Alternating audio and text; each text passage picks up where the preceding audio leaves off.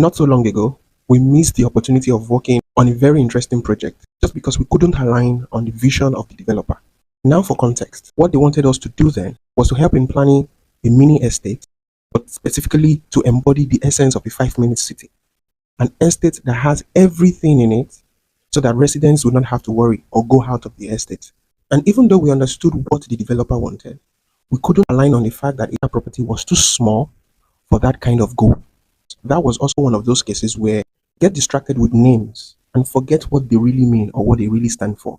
Because really in itself, the idea of a 5 minute city being the keyword, is too big to compress or condense into a 10-acre estate. I get the confusion that we've misinterpreted the 5 minute city to mean that everything is within your street or everything is available within a 5 minute walking distance.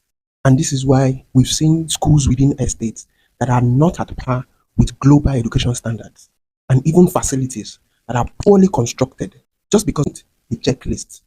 So for records, let's set it. Because really in itself, we can't even put, say, for example, an industrial zone in 5 minutes walking distance from a residential zone.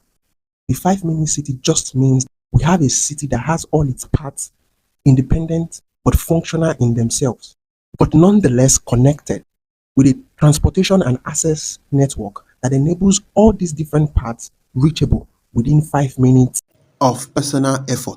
So, in essence, it is a transportation and an infrastructure network. It's not in physical features, but rather in systemic infrastructure planning that makes everything connected just by putting in 5 minutes of effort. And the goal is not so you can have schools, industries, or train stations or airports in every 5 minutes around you, but rather that we focus on planning the city better, connect the city better, build better infrastructure, and then connect them in such a way that makes access to everything the city has to offer to all parts of the city is accessible just by putting in 5 minutes of effort. So if that was the case, how do you condense a train station or a ferry interchange into a 10-acre or even 50-acre property? While I understand the goal of planning mini estates to accommodate certain conveniences, we cannot continue embracing misinformation and public misdirection just because we want to sell properties.